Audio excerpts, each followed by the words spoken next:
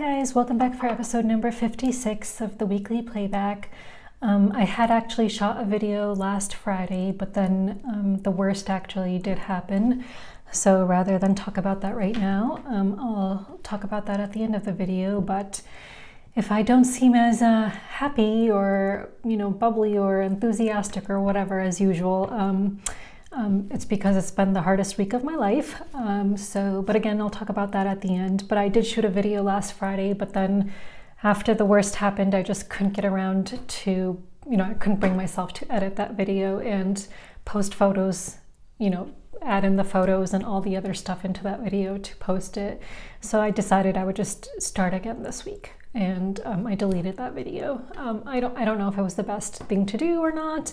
It's just that I had, talked about Dobby in that video, and at that time he was still alive, and then 2 days later he wasn't, and it just was too hard for me to, look at that video, and so I deleted it.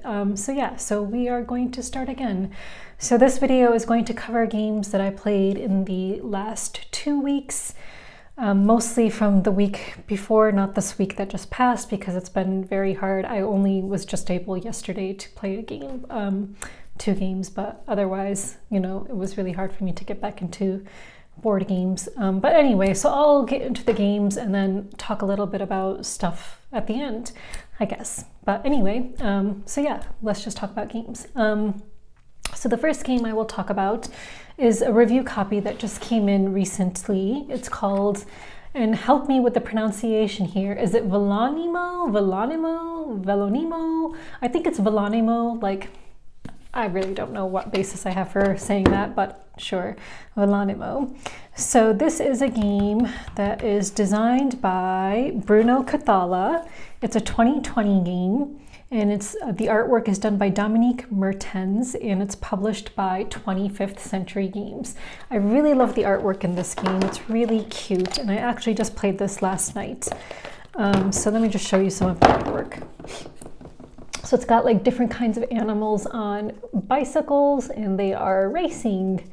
So this is a ladder climbing game. Sorry, just couldn't think of the word there. But yeah, the high numbers are all hares, rabbits, fast animals. So this is a ladder climbing game. So on your turn, and here's a jersey for whoever is the leader in a certain round. So I played a 2-player game of this. So in a 2-player game, the rules are slightly different. So I'll just discuss the rules of a 2-player game, and then the rules of a 3-player game, or 4 or 5 or whatever it goes up to. So, sorry, I don't know if I read that information. It's for 2 to 5 players. So the rules in a 3, 4, and 5-player game are going to be similar, but a little bit different. So basically, you are going to be dealt a hand of 11 cards, and on your turn, you can play 1 card, and if you play 1 card, the value that you have played is the value of the card that you played. So if you play 4, then the value is going to be 4, and then the next player needs to beat that to get ahead of you in the race. If you play a combination of cards, a combination can be 2 cards of the same number, or, sorry, not just 2, 2 or more, or it can be 2 or more cards of the same color. When you play a combination, what's going to happen is, first I'll show you how it would work with these numbers. Each card would be worth 10 points, and then you add on the value of the lowest number card. So in this case, the lowest value is 2, since they're all 2s, so this would total 22. If I had another 2 in here, for a total of 3 2s, then it would be 32, because now each one is worth 10 points plus 2, 32.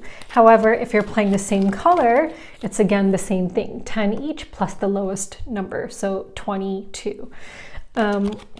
So you are just going to basically play cards, trying to eliminate all the cards from your hand, and the first one to eliminate the cards from their hand in a round will get a point, and this jersey card. So that's what you're trying to do. So in a 2-player game, in the first round, the person who eliminates their cards first will get 1 point. In the second round, whoever does that will get 2 points. And then in the third round, 3 points. In a 2-player game, the first person to 8 or more points will win. Also, in a 2-player game, so if you in a multiplayer game, more than 2 players, if you pass, it doesn't necessarily mean that you're completely out of that round, because you might be able to get back in. So you can pass, and then if someone else goes and someone else goes, you might choose to get back in. And it's until everyone passes that it's the last player who played cards who would take those cards, discard them, and get the point. And then they would get the jersey. In a multiplayer game, this jersey does give you some special power. In a 2-player game, it does not. Also, in a 2-player game, if you play a tortoise, for every tortoise card you play, you get to take a random card from an opponent's hand and then give a card back to them for every tortoise card. And you can give back the card that you just drew. If you play a camel, you have to draw a card randomly from the top of the draw deck. And next to the draw deck, there's always going to be one face-up card, and that face-up card will go, the player who won that round, who got the point, will get to decide who gets that card for the next round. So they can keep it for themselves, or they can give it to the other player if they think it's going to benefit the other player. So like when me and my opponent were playing, like sometimes the card that was on the side next to the draw pile would be one of these really high numbers. These you cannot play in a group. You always can only play them alone because they're such high value cards. So obviously he, if he would win the, I guess I'll just call it trick or round, whatever, then he would get to, he would take this card for himself, because obviously he's not going to give me such a good card. And I ended up losing because he had some really good hands for the last 3 rounds. So I won the first round, but then he won the next 3 rounds, so he won the game. But it's a really fun game. It's a really good, nice, quick, light card game. I really like it. If you like ladder climbing games like Scout, then definitely recommend Velonimo. I had not heard of this, but the publisher 25th Century Games sent this game to me along with some others, and I'm really glad because I really, really enjoyed it. And Bruno Cathala is one of my favorite game designers. So this game is definitely staying in the collection. This is a game that I would take with me, not that I drink, but if I'm hanging out with friends at a bar, or going to a restaurant and we know we have time to kill before our food comes, this is a game I definitely would want to play while just waiting. So yeah, I highly recommend Velonimo. It's another game that you might enjoy if you enjoy games like Scout, and there's fewer components in this because you don't have all the chips that you do with Scout. So yeah, definitely staying in my collection. So I'm very grateful to 25th Century Games for sending that to me, because I didn't even know that they were sending it to me. I just got an email that said, oh, these games are on their way to you. And I was like, oh, that's a pleasant surprise. The next game I'll talk about is Agricola, All Creatures Big and Small. So I actually played the original Agricola once, a number of years ago. It had to have been at least 4 years ago, I'm guessing, and I did not like it at all. And I had decided that's it for me. I'm never playing Agricola again. But my friend likes the 2-player version of Agricola, which is Agricola, All Creatures Big and Small. It's a 2012 game designed by Uwe Rosenberg, and the art is done by Clemens Franz, and it's published by Lookout Games and Z-Man Games. So I don't own it, so I don't have it to show to you, but of course I'll put up pictures. But in this game, it's again, about animal husbandry, and you are trying to get as much animals, in your farm, but you have to enclose them, and enclose their pastures with fences or buildings, which, serve as a kind of a fence, but buildings can also hold animals. But yeah, it's a worker placement game, and you have 3 workers and a small board in a 2-player game with different worker spots, like one that might give you resources, another one that might give you animals, and some of them, if you don't take something from them, they replenish continuously. You add more and more resources to them each round until someone takes all of them, but some spots don't do that. So there's different kinds of actions you can take, like adding fences, you can buy new buildings, you can get animals, you can build fences, there's different things you can do. There's 8 rounds in total. This was my first time playing the 2-player version. I like the 2-player version much better than the big version. I don't remember the original version, multiplayer version, that much because it's been a number of years, but I think that there were event cards or other things in them that I just kept on getting so screwed over, and I just felt like I was making no progress whatsoever. I did feel like I was making progress in this game, and though I still lost, so I had, I believe, 32 points, or maybe it was 35 points, and my opponent had 40 some points, I think. I think he won by more than 10 points though. But he said I did pretty well for my first game, and I believe it was 35 points. In the end of the game, I really felt like, maybe I should have thought about this more, but the key to winning is really getting your animals to multiply, to reproduce, and getting as many animals as you can. Like, that is the key to victory, and I don't think it's the buildings. So yeah, so maybe next time I play this game, I will try to focus on getting more animals. Luckily, I didn't have any -3 points, because if you have fewer than 3 animals of a certain type, it's negative points. But luckily that didn't happen for me, but I did have at least 3 of each kind of animal. A fun little thing in this game, I noticed that only one of the sheep was black in color. So there is one black sheep in the game, and I would like to know if anyone who owns this game, if yours also came with the black sheep. I thought that was just a little fun touch that they, had in the game, the black sheep. So yeah, so I played Agricola, all creatures big and small, and I did enjoy it, but I don't think it's a game I would add to my collection. Like, there are other 2-player games that I would definitely enjoy more, like such as Beer and Bread, which I talked about in a recent video. Or is it Bread and Beer? I think it's Bread and Beer, but I think it should be Beer and Bread. I feel like that sounds better. Bread and Beer, Beer and Bread, I don't know. Anyway, another 2-player game I played, I guess we'll talk about that next, is Caverna, Cave versus Cave. So I'd never played a Caverna game before, but I've played now 2 games of this, or maybe 3 actually. I think I've played 3 games of it now.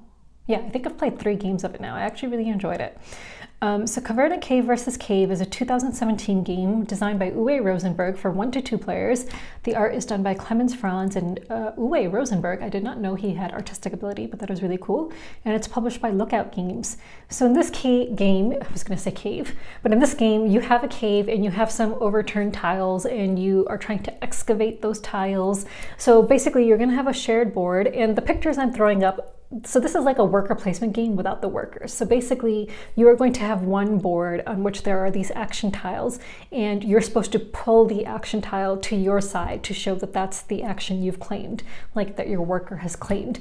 But instead of doing that, I just pulled out some meeples from a different game, and we decided to just place them on the tiles rather than moving the tile off to the side each round and then having to put them back. It's just easier to use meeples. So it's a worker placement game without the actual workers. But yeah, so if you see meeples, the meeples do not come with this game. I added those in from another board game, which is actually coming out on Kickstarter soon, called Arborea. But I'll talk about that in a bit. So in Caverna versus Cave, you are taking an action, and the number of actions you can take depends on the round that you're in, and you are trying to excavate tiles. The first time I played this, we played incorrectly. The tiles you excavate go to the center of the table, so that either player can then furnish their cave by placing those tiles face up in their cave by paying the goods cost, whatever the resources. They don't just go to your own supply, because there are different types of tiles. There's orange tiles and then blue ones, and they kind of do different things, and you can only have for every, I believe it's 2 orange tiles, you can have 1 blue tile. So if you were excavating and you only had blue tiles, that would put you at a great disadvantage, because you would not be able to build essentially, because you would be waiting for the basic kind of orange tile first, which you would not be getting. So the first time we played incorrectly, but I won, and it was, it worked out in my benefit. Not because I had orange tiles, my opponent actually had more orange tiles than I did, but I still won when we played incorrectly the first time.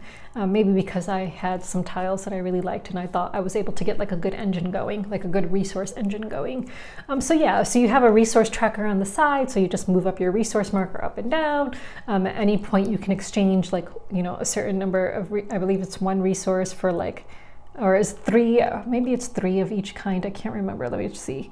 I'm just trying to see if I can zoom in on this photo. That might give me a better look. No, I can't.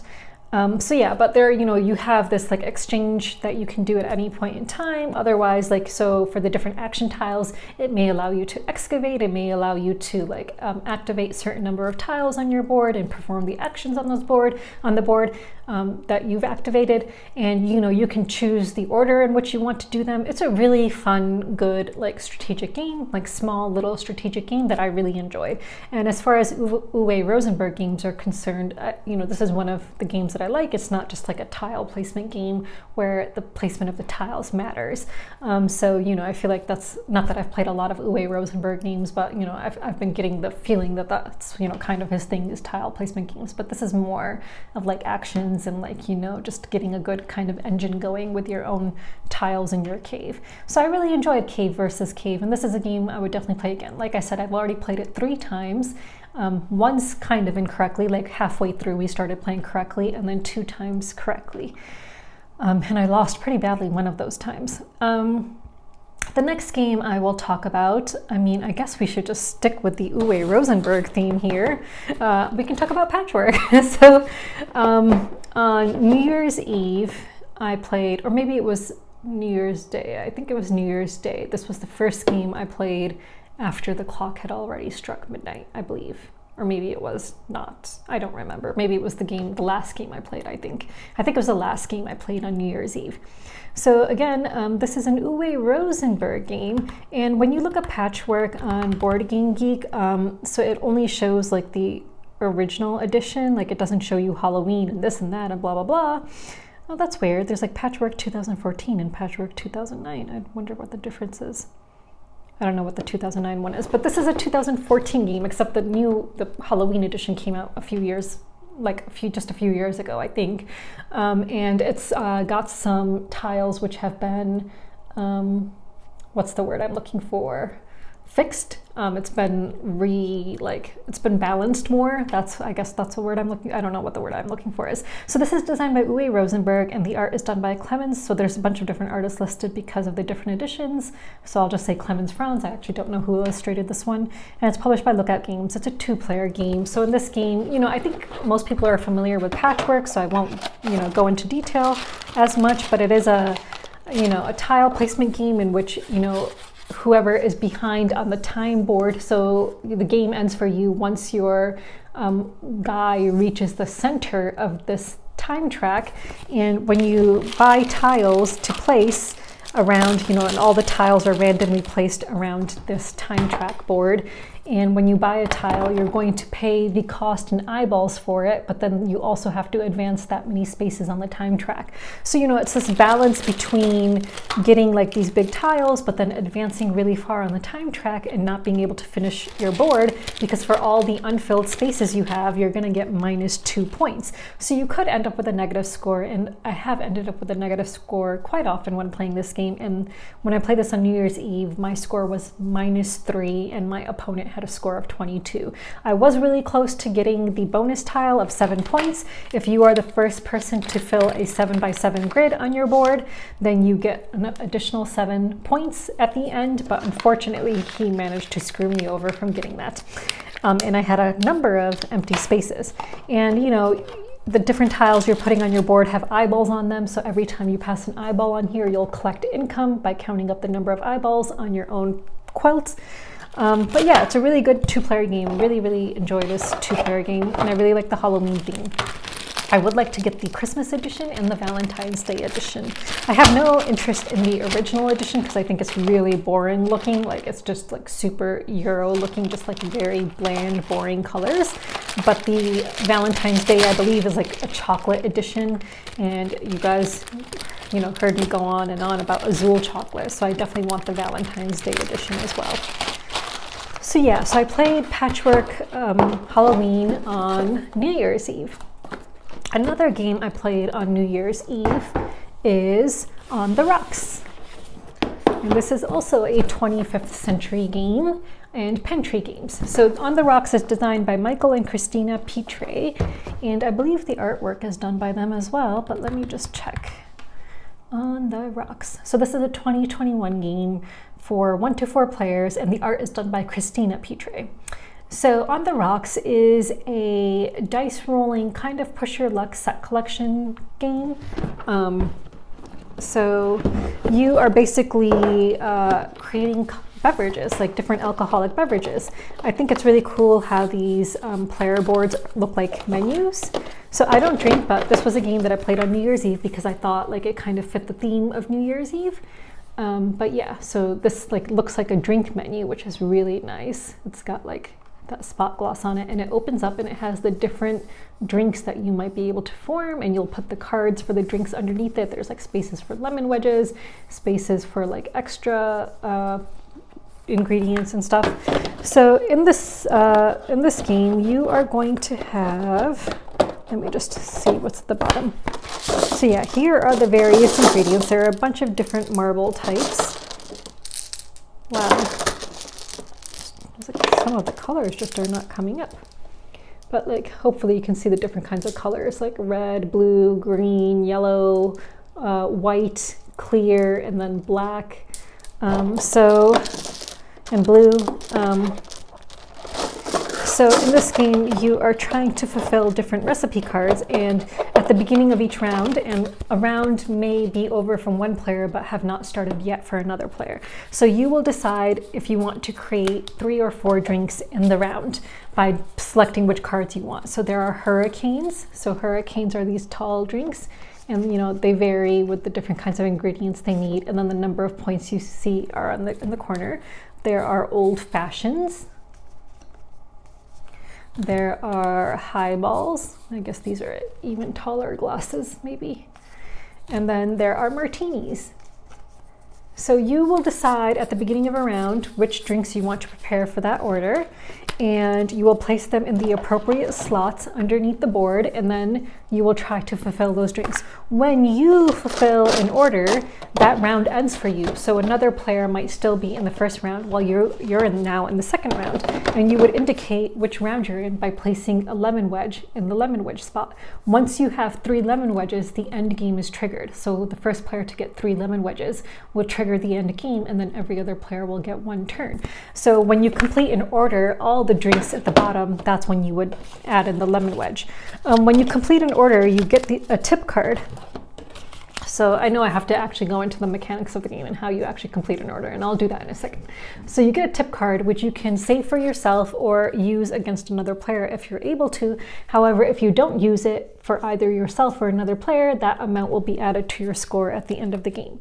There are different types of marbles. So if you draft gold marbles, so basically you're going to have these cups around this round board, and there's going to be cups around it, and you start the game by, you know, the start player, there will be a certain number of marbles. I think you start the game with a certain number of marbles in each cup, and then on your turn you roll 2 dice, and that determines how many marbles you will draw from the bag. You can spend ingredients from your own board to switch the die face if you need to. Then you are going to eat the marbles you have drawn randomly from the bag and place them in the cups, starting with the empty cup. The empty cup is the cup that the last player took and used those marbles to add to their board, the ingredients. So you always start with the empty cup, and then you get to decide which cup you want to take ingredients from. If your cup has a solid gold marble, that allows you to take 2 ingredients of your choice from the bag, and then you place it on here. If you get a black marble, that will give you a spill card, which is a negative card. So if you have a cup with a black marble, you take a spill card, which you don't want. And then once this is filled with the 3 gold, those golds get thrown back into the bag, so then they can come out again, and same with the blacks. So essentially that's how the game works. That's how you get ingredients, that's how you fulfill orders, and yeah. And the first player to fulfill all their orders will get another tip at the end, which is like one of these chips, like a poker chip. And depending on player count, the amounts will differ. So in a 2-player game, it's just an extra $3 for the first person to fulfill all of their orders. So that is On the Rocks. It's a pretty fun game. It's a pretty light game. So my friend who I played with, he is more into heavy, really thinky games. He enjoyed the theme of this game, but I don't think it's a game that he would necessarily play again because it is a bit of a light game. But it's a fun game. It's got a unique theme, and I enjoyed it, which is why it stayed in my collection. The next game I will talk about is a game that I've played a lot, and I did not start recording BG stats until 2020, I think, religiously. So all the plays I had of this game from before then have not been recorded, but I know I've played it a lot because there are a lot of sheets filled out. And that game is Whitehall Mystery. And I love Whitehall Mystery. It is a really great game. So let me just pull up the information for it.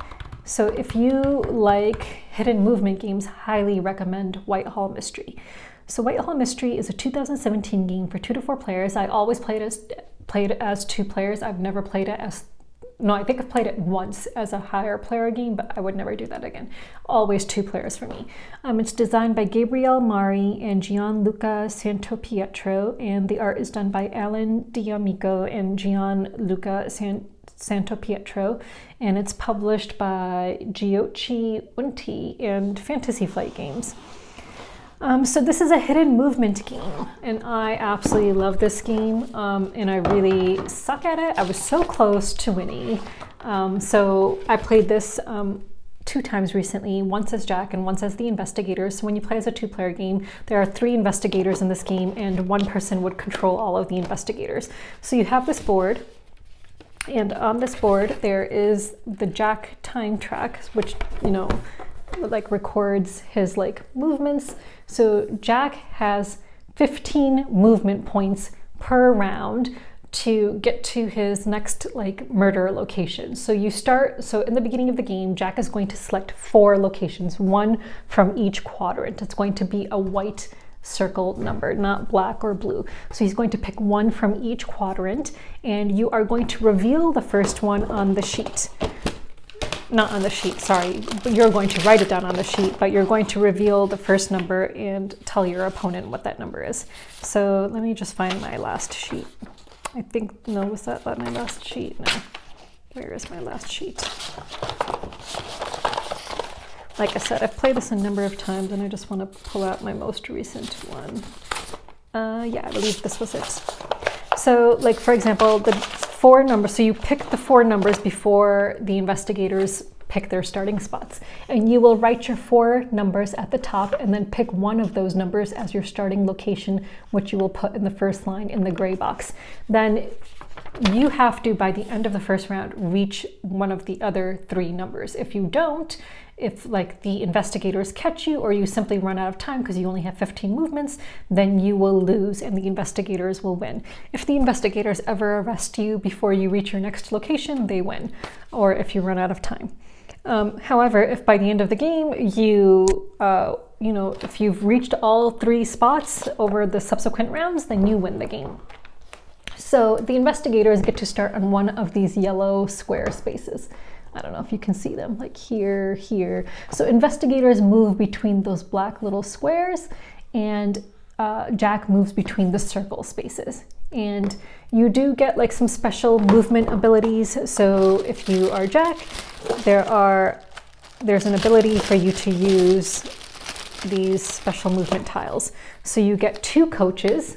Coaches allow you, so when you are moving, you can never move past an investigator unless you use a coach. So like, let's suppose I was here and there was an investigator in this square and I wanted to go here. I could not do that unless I use a coach. And a coach will allow you to move up to 2 circles away, because typically you can only move 1 circle away. So a coach would allow me to go here and then even here if I wanted to. There are alleyways. Alleyways will be a little bit harder to explain, but hopefully I'll be able to show you. So any area you see that is completely within the dotted black line, that's an alley, and you can go from any circle within an area to another circle within that area. So that allows you to kind of, you know, escape and, you know, kind of throw the investigators off your path. And then finally, there is a boat, and a boat will allow you to go from one blue circle to another, but within the same section of the river. So if you're in this section of the river, you can only go from one blue circle to another blue circle in this section. You couldn't go from this section to, like, say, this section. And then same in like over here. Like, there's different sections about this with that part as well. So my opponent, so I was very close to winning as Jack, but I did not. I did win when I played as the investigators. So what happened was my opponent thought he could break the game, and I can see how he kind of felt he could do that. So by the way, here are the different miniatures. So the black guy is Jack, and then the yellow, red, and blue ones are the investigators. And you have these markers. So investigators, when they move, they can move up to 1 or 2 spaces of those black squares away. And then they can either ask for clues, or they can attempt an arrest, one or the other. They can't do both. So if you're asking for clues, you would ask for adjacent circles.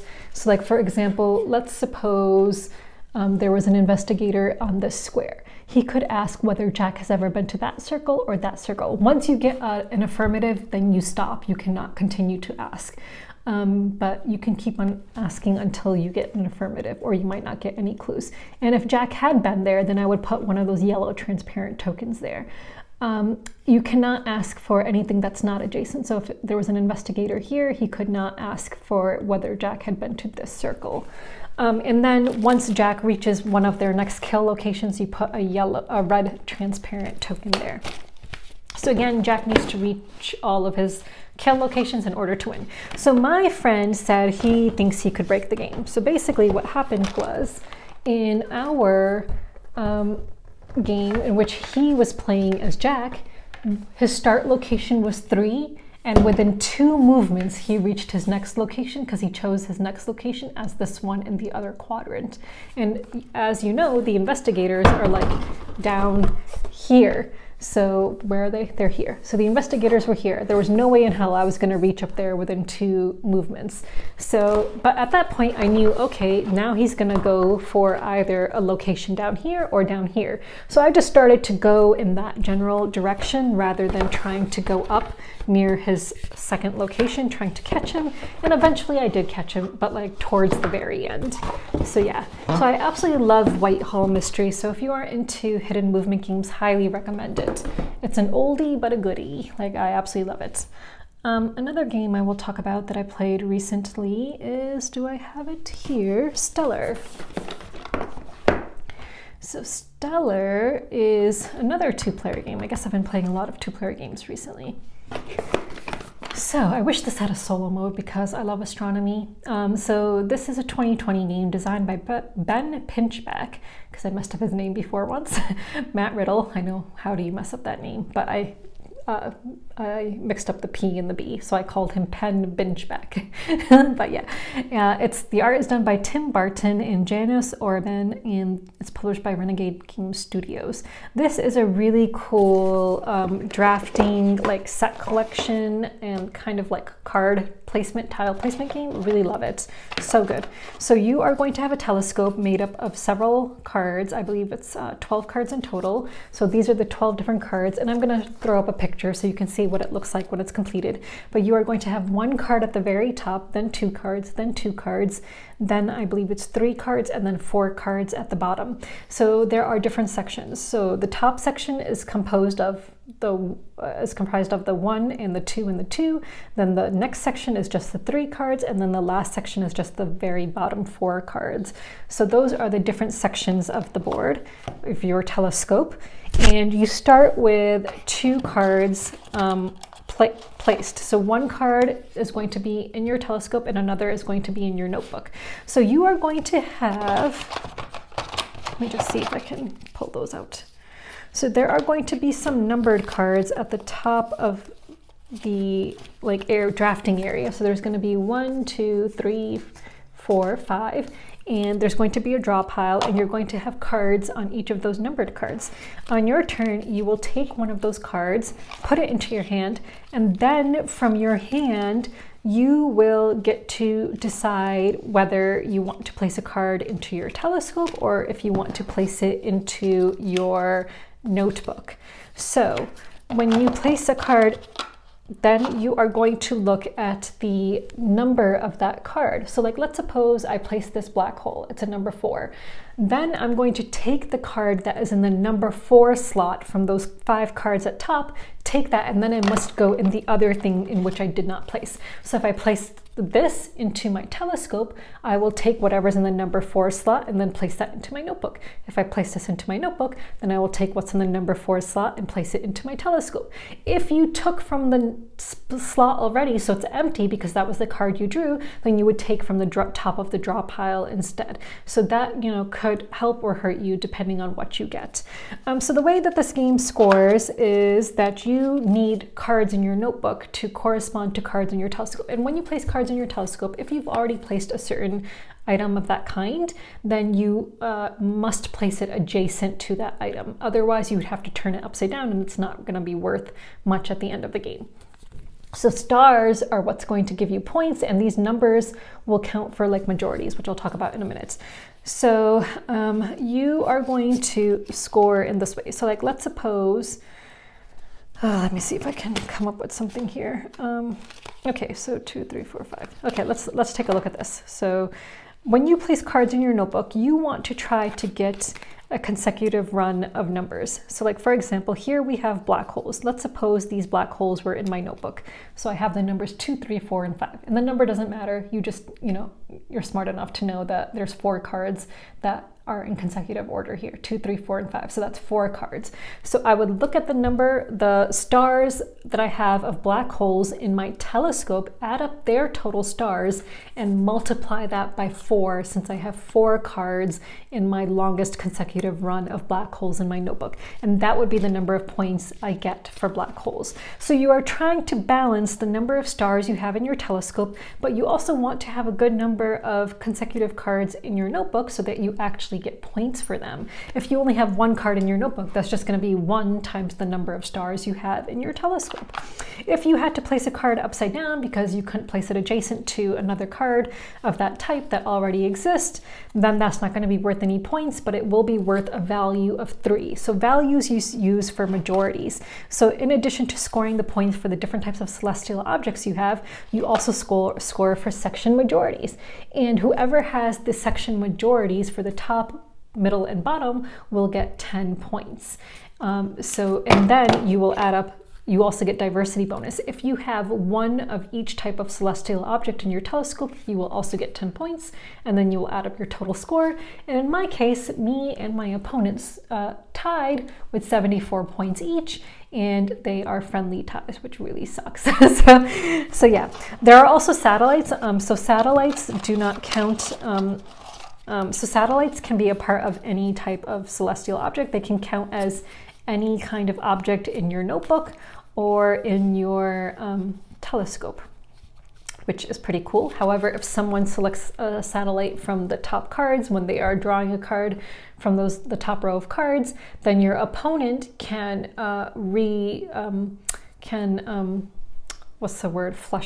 clear out the top cards and draw 5 new cards to choose from. So the different types of cards in this game are like black holes. There are, I think, gaseous clouds or interstellar clouds, interstellar clouds. There are planets, there are asteroids, and there are moons. So those are the 5 different types of objects. And then of course you have satellites. And again, there's different types of numbers in the corners to indicate what their number is for majority and stuff like that. And that will help you. The numbers in the corner are what you are going to be looking at in your notebook for the consecutive runs.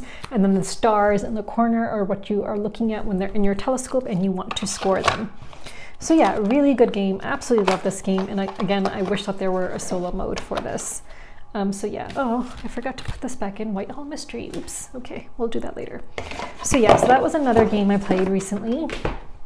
And then finally, the last game I will talk about is another game that I do not own, but that I played recently, and that is Oh My Goods, which is a 2015 game for 2 to 4 players designed by Alexander Pfister, and the art is done by Clemens Franz, and it's published by Lookout Games.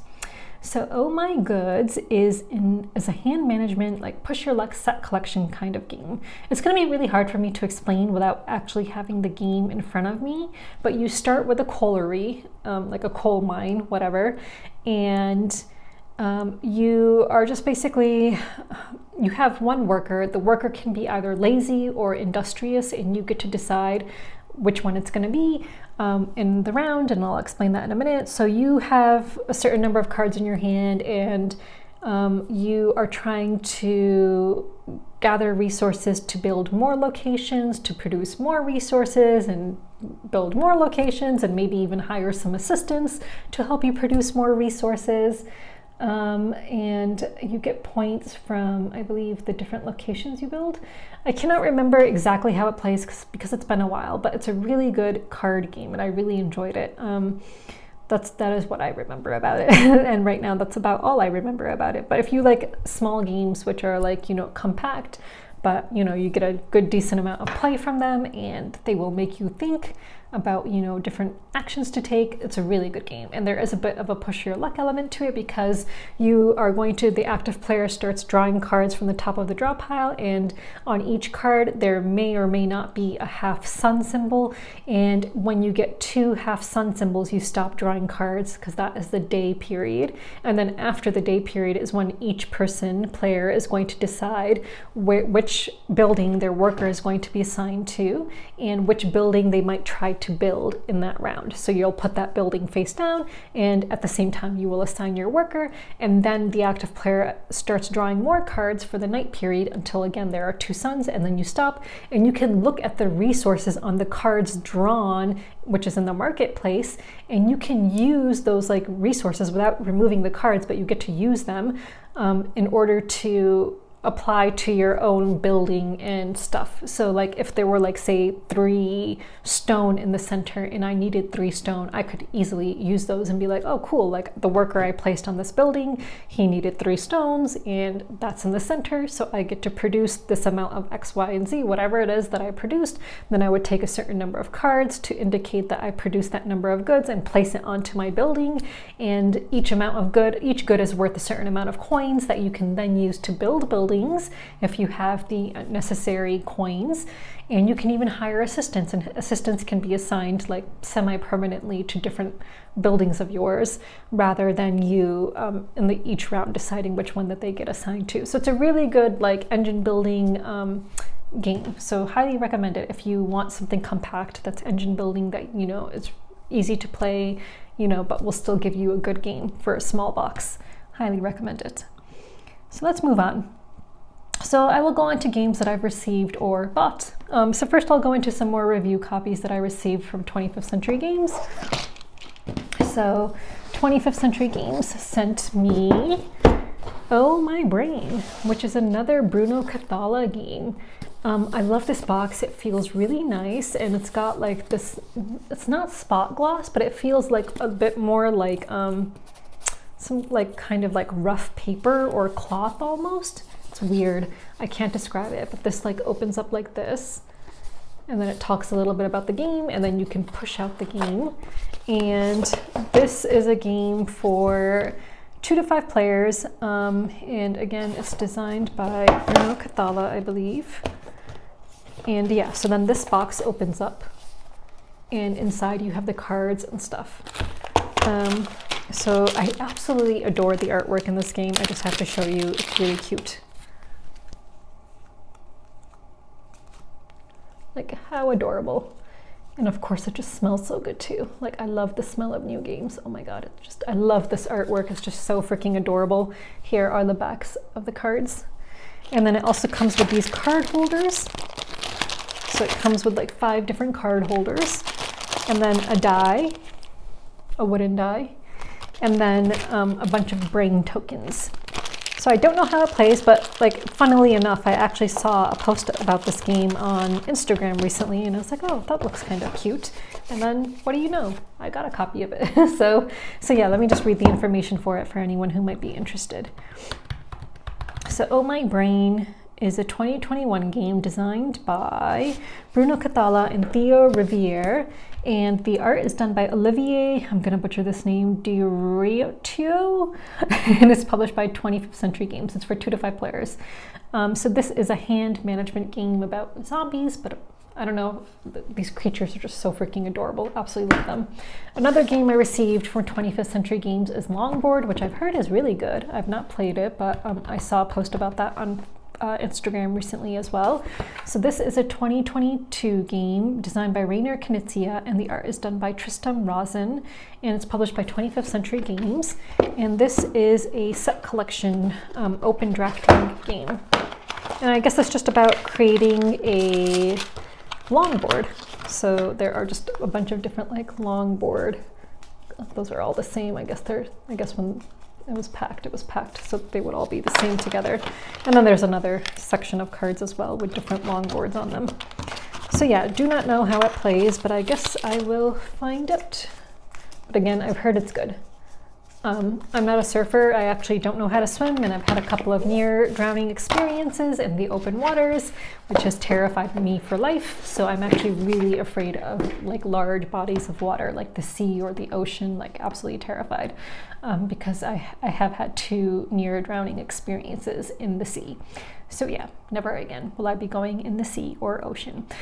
The next game that was sent to me by 25th Century Games is Blazon. And I don't know if that's how it's pronounced, but that's how I'm going to pronounce it, because that's the way I like.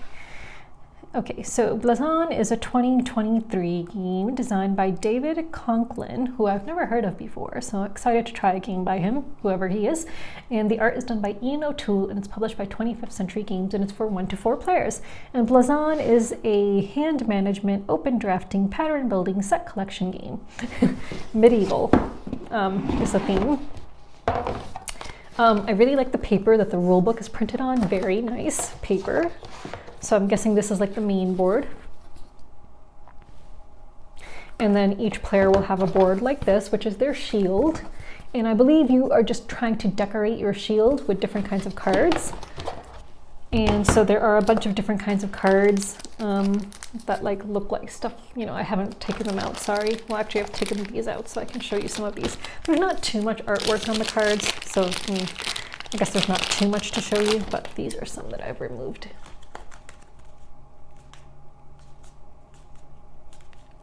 So yeah, and they smell so good. I love the way they smell. They smell really, really good. Okay, and then this is the deluxe edition. So it also comes with these really cool lions. And they all look different, so I'll try to show you some of the different ones. Actually, I'll just hold this up. So it comes with these really nice wooden lions, really nice. And then it comes with these tokens, which look like ink bottles with a feather pen sticking out of them. And then it comes with these like ink splotches. I really like these ink splotches. Those are really cool. And then some cubes, like score markers, I would imagine. And then it comes with a really nice purple bag. Like, absolutely love this bag. It's beautiful. Yeah. So that is Blazon.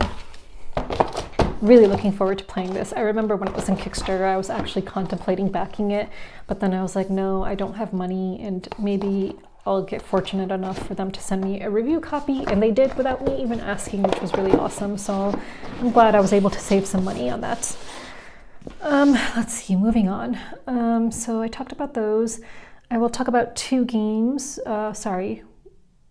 One game which I had covered for a Kickstarter, and the production copy came through, which is Forest of Pangaia. So I got my production copy of that. I don't remember too much about it. What I do remember, and I haven't punched any of this out, I've just been really, well, as you know, busy and just having a not so great time in life. But here are some of the different player boards. It's got a weird kind of smell to it, so those don't smell nice. And then here are some really nice, cool tokens of different leaves and stuff. And there are cards in this game as well, and then the different colored trees for the different players.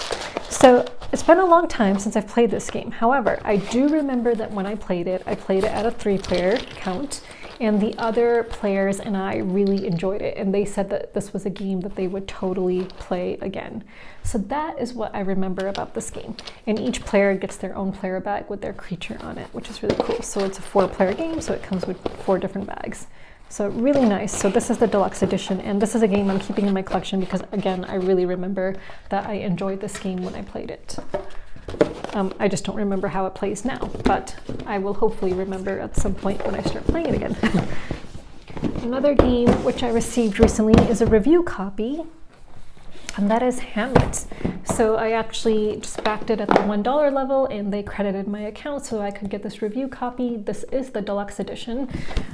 So this is a village building game, and the reason I wanted this game was because David Chirop, who is the designer of this game, and this is published by Mighty Boards, and it's for 1 to 4 players, and it just came out.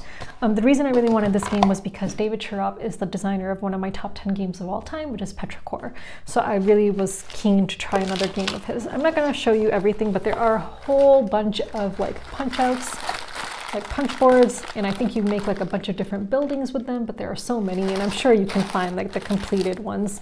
And there are, you know, a bunch of different player tokens in different colors, like a lot of them. Some cute other tokens. Those are cute. And then it even comes with some animals, which are super duper cute. And then it comes with these nice wooden coins. Not wooden, sorry, metal. So I don't know how it plays yet, but again, I'm looking forward to playing it because again, he designed one of my top 10 games of all time, Petrichor. I'm not sure that this will beat Petrichor for me. I know it's not the same kind of game, but I guess we will find out. The next game I will show is Oros. So Oros is a huge box. This is a game I backed on Kickstarter, and to be honest, at this point in time, I do not know anything about it. I don't know what the theme is or anything about that. So it's, I think it has something to do with islands. It's designed by Brant Brinkerhoff, and it's published by AESC Games. Correct me if I'm wrong, but I think Lucky Duck might be like a distributor of this game now. I'm not 100% sure, so don't quote me on that. Everything smells really good. So it has a really nice insert. Again, it's a huge box, and I have not really properly unboxed this. I haven't punched anything out, so I'm not really sure how much of this I'll show to you. So like, here's a bunch of stuff like punch boards. I don't know what these are because those look really plain. I think maybe these are player boards. I really don't know. There's a bunch of different tiles to punch out. And then it looks like there is a player, a main board. Again, I think it's about an island. I think you're building an island or something like that. And it's double-sided. So maybe depending on player count. The inside looks really nice. I'll just show it to you. So different compartments with like a bunch of different like wooden tokens, which are huge.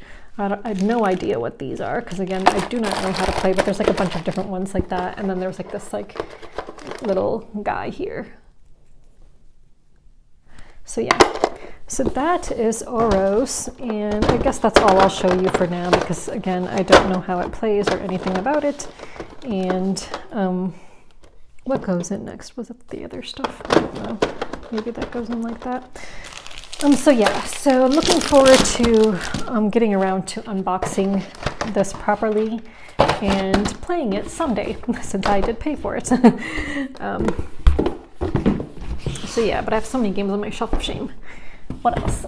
Let me see if I got everything from there. Okay, the next games I will talk about, I actually received from a fan of my content, so thank you, Arthur. So Arthur asked if he could send me some games and elephants. I don't know if you can see them. I actually put them here. So there's two, oh sorry, right there. There's a big like purple one and a green one, and then a gray one and a light blue one up on top of the Luna Capital box. So he sent me these really nice 3D printed elephants that hopefully I'll get to use in like a prototype or something like that. And then he sent me two of his favorite trick-taking games. So Arthur sent me Ghosts of Christmas, which I'd heard a lot about. So thank you so much, Arthur, because I'd heard a lot about this game and I was hoping for a copy of it. So when you offered to send this one, that was really nice of you. The other one I hadn't heard of, but this one I'd heard of. So this is for 3 to 4 players. It's I don't know who. It's designed by Taiki Shinzawa, and the art is done by Maria Surdekan. I will be honest, I originally thought this art was done by one of my favorite board game artists, Weberson Santiago, but it's not. But similar kind of style, which is cool. And it is for 3 to 4 players. So this is a trick-taking game and one of Arthur's favorite trick-taking games. So I guess since I was like on a trick-taking kick, you know, in the last year, he sent this to me, and I've already assembled these dials. I really have no idea how it plays because I'm gonna have to get a group of like 3 or more together to play it. But there is Beyond, there is Present, there is Future, and there is Past. And I actually, he actually sent me the deluxe version. So it comes with these really nice wooden wreaths, and it comes with a nice wooden top hat, which is, I believe, the first player marker. And then each player like gets like 3 of these like different wooden things, which they make their own board of, and like a cube of their own. And then there are these like cardboard doors. Again, like I said, I don't know how to play, but let me just show you the cards with the different artwork on them. And I went ahead and sleeved them, so I'm a believer in sleeving trick-taking games because, you know, cards are like the main part of a trick-taking game, so I don't want them to get worn out. And so I want to preserve my trick-taking games as best as I can. So I went ahead and sleeved all of these cards already, and the backs are so pretty as well. It's like a door knob. So pretty. And this is the scoreboard, I believe. I really love the colors. Like those are like some of my favorite colors, like teal and purple. Absolutely love the colors and the artwork of this game. It's just so beautiful. Really looking forward to playing this. I know that Christmas has passed, but I feel like it still has like a wintry vibe to it. So I hope I'll get to play this soon. So thank you so much for this game, Arthur. And then the other game that Arthur sent to me is also a trick-taking game and also one of his favorites. So let me just put this stuff away and I can show you what the other game is.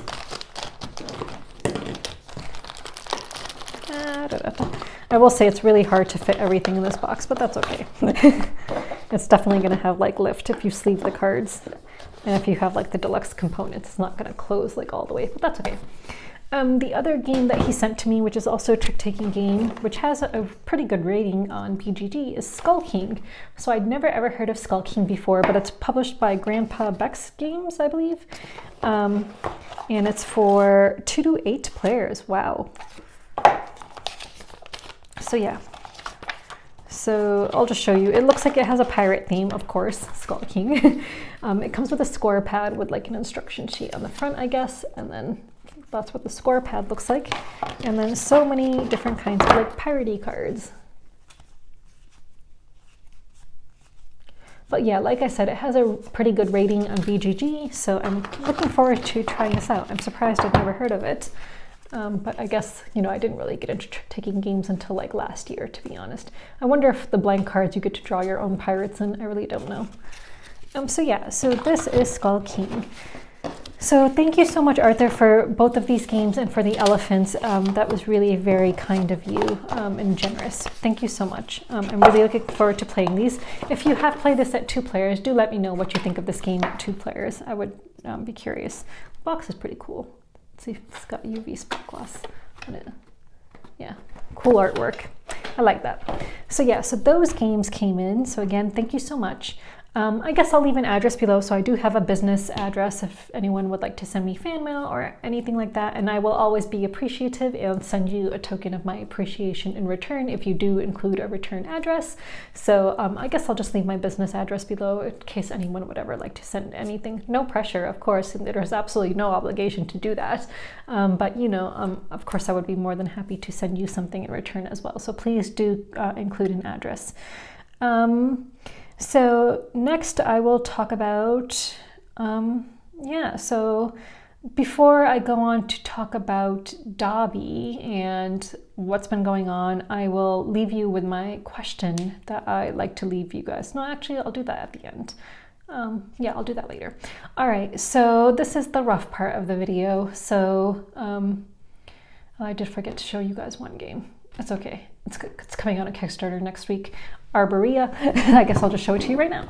Okay, Arborea. So Arborea is coming out on Kickstarter next week. So I finally received this. I'm hoping to play it tomorrow and shoot my video on Sunday. So today is Friday when I'm shooting this video. So I'm hoping to shoot my video, my 1-minute overview video for that on Sunday after playing the game on Saturday. Because the Kickstarter is launching on Tuesday. So that is from, or Monday maybe. So that is from Alley Cat Games. So now I will talk about stuff. Okay, so last Friday I shot a video. So let me just actually pull up a calendar because it'll help me to put everything into perspective for you guys and like how quickly things happened. So in early December, Dobby was not feeling well and I took him to the doctor thinking it was just a bacterial stomach infection, which he had back in September. And he was able to get, you know, better from just some antibiotics, but this time it was not just a bacterial infection. In early December, they thought it was, so they gave him antibiotics, sent him home with me after he spent like 2 days at the vet's, 2 nights there. And then we came home and he still wasn't eating. I think he might have even spent more than 2 nights there. I think he spent 4 nights because there was like a big snowstorm as well. So he spent like 4 nights, I believe, at that point in time at the vet's in early December, and they thought it was bacterial infection, and they gave him the same antibiotics as before in September. And then they sent him home with me and he still wasn't eating. So then he got readmitted to the hospital. I believe it was December 7th. No, sorry. It was December 20th. I readmitted him, I guess, on December 20th, or maybe it was December 19th.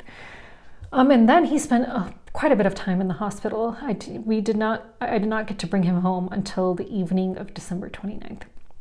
So on December, when he was readmitted in late December, they did an x-ray and ultrasound, all this stuff that I wish they had done earlier in December, and they discovered he had a large tumor right next to his intestines. So they did surgery on him on the 22nd, removed the tumor, and after recovering, he was finally sent home with me on the 29th of the evening of the 29th. And again, he was on so many medications. I was giving him medications morning, afternoon, night, plus administering fluids to him with a bag. And I was feeding him with a syringe because he was not touching food on his own. So I was creating a liquid food solution for him, feeding him with a syringe several times a day. It was a lot of work. It was hard work. But it was worth it because Dobby was my everything, and he still is my everything, even though he's no longer here. So unfortunately, he was still purring and he still seemed to be getting some enjoyment. I was petting him, I'd pet him, I spent time with him, I would love on him as I would always do, and he still seemed to be getting some enjoyment from life. So a friend of mine who had lost 2 cats of her own, she told me she knew it was time to let her cats go when they would stop purring or when they would try to go in hiding, which is important for you to know. So cats tend to go in hiding when they know it's the end and they are just done with life because they like to be alone when they believe their life is coming to an end. It's just an instinctual thing for them.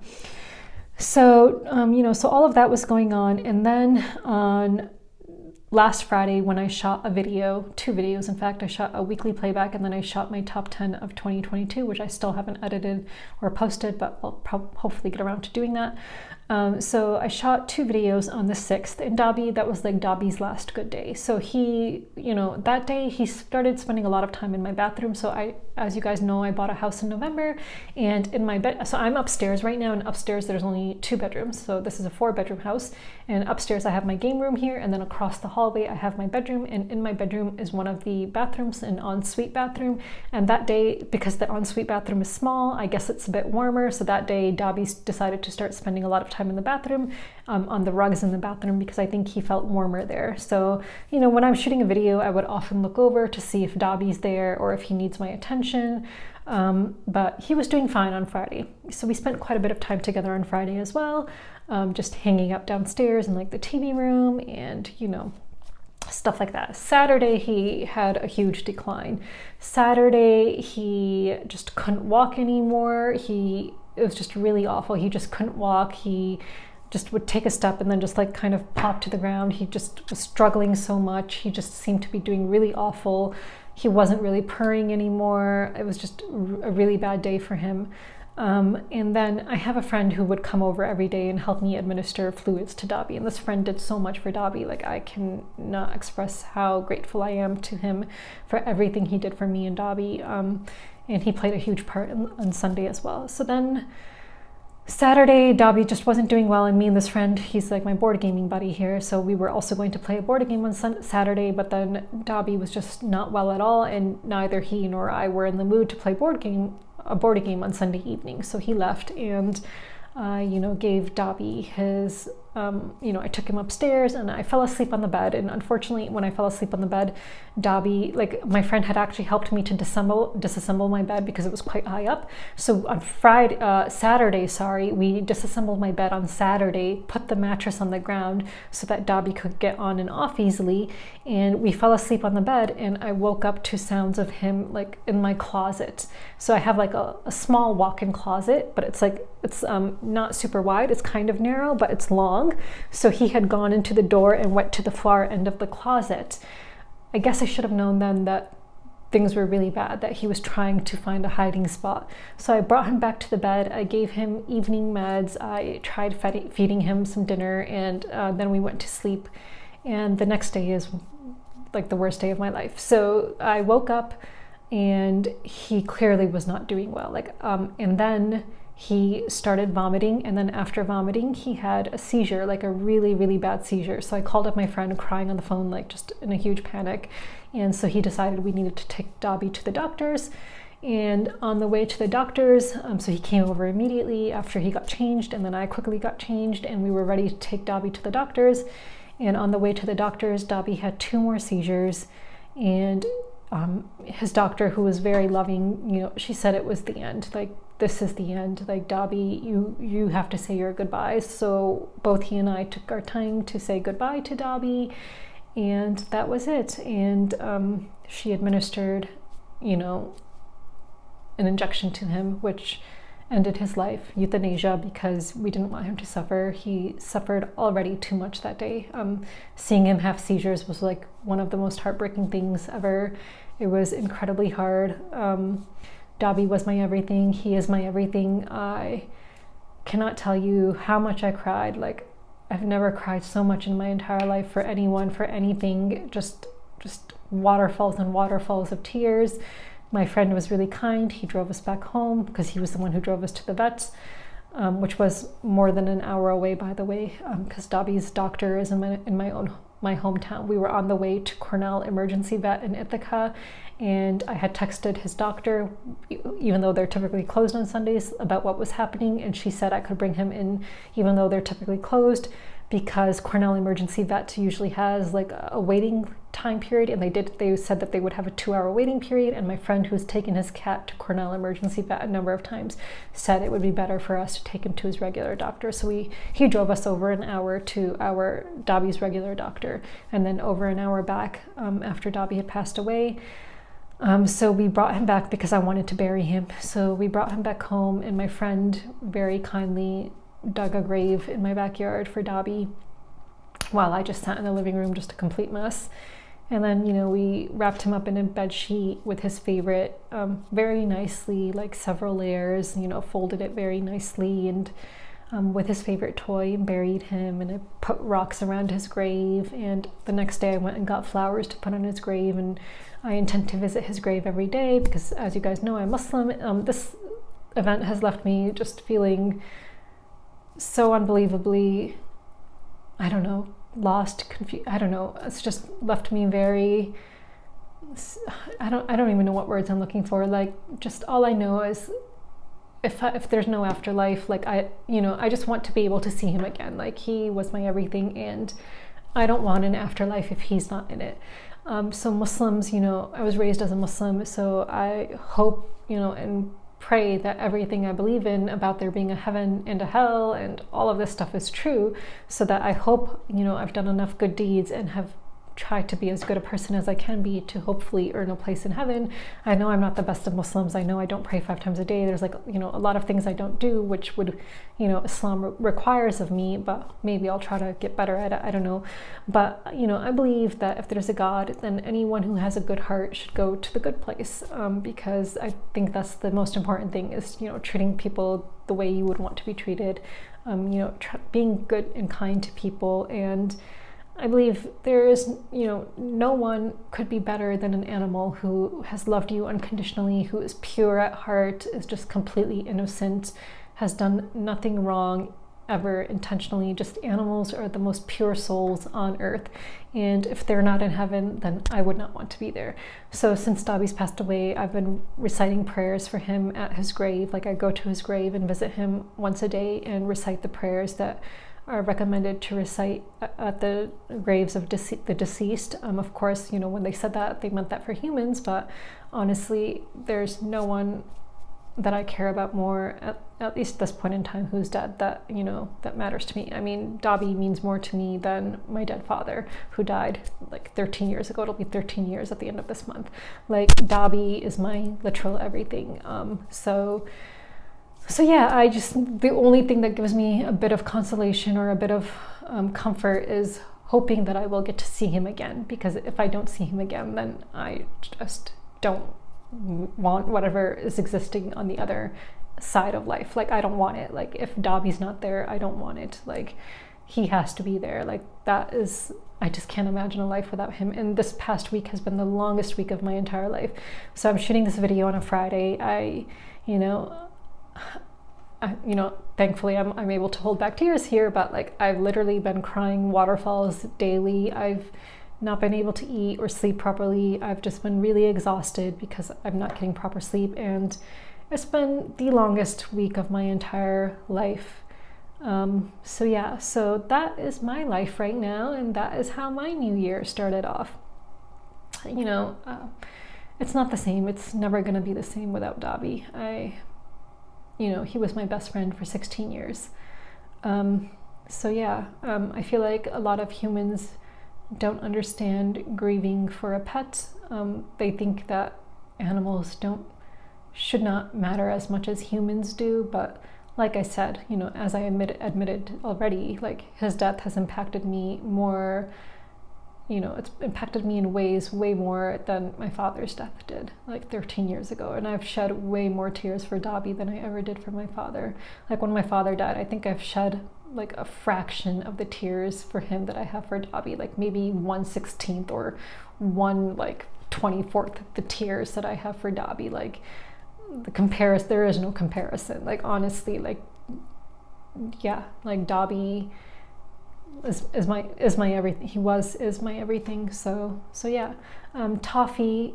So before I talk about Toffee, one of my colleagues painted this portrait of Dobby on a card, and then the other colleague signed the inside. So I framed the card because I thought that was super thoughtful. It actually looks like a young Dobby because he doesn't have all the salt and pepper hair that started to form like kind of like a crown. So I framed this. I plan on hanging it up in the TV room because we spent a lot of time together there.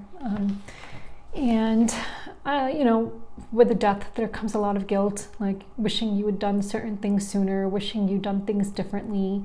Like, for example, I wish I had put a bird feeder outside of that window sooner. Me and my friend got around to putting a bird feeder outside of the window of the TV room on Saturday. No birds came on Saturday, and by Sunday he was gone.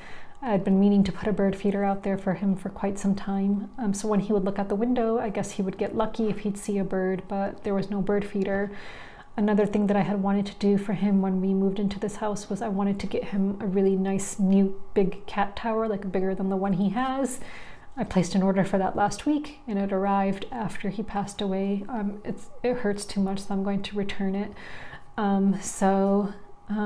There's lots of things I wish I had done sooner or differently. But from everything I've read on grief, guilt is a big part of grieving. There's things I'd wish I'd spent more time with him rather than watching TV. I wish I'd been like more focused on him, even though he was next to me. There's just so many things I wish now, and I would give anything to have him back. Like I would take years off of my life to give him more years. Like there's anything I would do. There's nothing I wouldn't do to have him back, if I could. So if you have a loved one, don't take them for granted. Don't think that there's going to be more time. I know Dobby, lived a long life, what's considered a long life for cats. He was 16 and a half years old. But I really thought he would be one of the ones who would live to like 22 or 20. And I moved into this house in November, and I had so many plans for us. I had plans of building him a catio in my backyard because I have a pretty decent sized backyard. Like it's a pretty big backyard. I wanted to build him a catio. I have a gazebo in my backyard. I never thought I'd ever have a gazebo, but it was already built. And a little pond. I wanted to show him these things in the summer. But these are things that we can't do now. So he's buried in the backyard between two like young trees. I'll post a picture of his grave, and I put flowers there, and I'll get him new flowers every week. So if you have any loved ones, who mean the world to you, just don't take them for granted. Do all the things that you are planning to do right now. Don't put them off a day or 2 days because you really just don't know how much time you have. Just do everything you want to do immediately as soon as you can, if it's in your power to do so. I guess that's it. So those of you who have been following me for a couple years would know back in 2020, I had adopted a kitten during the pandemic, a little orange kitten, very floofy. His name is Toffee. And Dobby was an elderly cat, and so he just could not put up with Toffee, always pouncing on him and wanting to play with him. So I gave Toffee to my mom. And Toffee and my mom love each other. They adore each other. Toffee has been her cat for 2 years, but she is insisting that I take him now, so now that Dobby is gone. So Toffee has already arrived at my house. He arrived today, actually. It's been really hard having him here and not having Dobby here, but I know it's not Toffee's fault, and I will love Toffee all the same. If I find that he's really missing my mom because they have formed a really strong bond over the last 2 years, then I will tell her that, and I'll, try to convince her to take him back, because I do believe that he thinks of her as his mother now, not me, even though I had him for like 2 months before giving him away, and he used to sleep on me and stuff like that too. But he's not like Dobby, and I know that they're different, and you should never compare animals, and no one will ever, ever in a million years replace Dobby for me. And Dobby was the most affectionate cat. He would sleep with me. He would sleep every night next to me on his own pillow. So sleeping on my bed is incredibly difficult now. He would pet my face. He would get on me, and he would pet my face gently. He loved doing that. There's just so many things about Dobby, and he would purr so loudly. I cannot get Toffee to purr. I'll pet him, but he just doesn't purr. But again, I know cats are different, and I'm not gonna compare them. I'm just going to try to love Toffee for who he is, and I know it's not his fault that Dobby isn't here anymore, so I'm not gonna hold it against him. But I will do my best to be as good a mom to him as I was to Dobby. But no one will ever replace Dobby. Dobby was my absolute best friend. And sorry, I know I'm just going on and on. It's like I'm sitting here treating this like a therapy session, basically. So I guess I'll stop babbling, because who wants to hear that we talk about Dobby for an hour? So yeah, so Toffee, you might see Toffee in some videos going forward, since now he lives with me. Yeah. So the question I will leave you guys with is, after Dobby's passing, it was, it's not been long. It hasn't even been a week, but I just could not bring myself to play board games in the day or two following his death. I finally played board games last night, but it can feel a bit guilty to be doing something which brings me some kind of enjoyment, because I love Dobby so much, and I miss him so much. When you're grieving, do you play board games? How long does it take you to play board games after you've had a really sad event in your life? Does playing board games help you? Does playing board games help you to overcome any kind of sadness or grief in your life? I would just, I'd like to know that. Can you play board games when you're sad or heartbroken? Is that something you're able to do? Or maybe you just don't want to. I just want to know how board games factor into, your emotional health.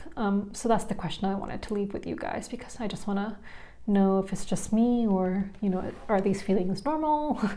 I mean, even if they're not normal, I guess everyone deals with grief differently. So yeah, so I guess I just want to know how board games factor into your emotional health, whether you're able to play them when you're down, whether playing them when you're down helps you, just whatever you want to tell me about that would be great. Or if you don't want to share it all, that's fine too, because I know that's pretty personal. So guys, that is it for now. Hopefully I will be back next week and be able to tell you about my play of Arborea, which is coming out on Kickstarter soon. And sorry if this video was such a downer. It has been the worst week of my life, the hardest week of my life, the longest week of my life, but I hope it will get better. So yeah. So until next time, guys, bye.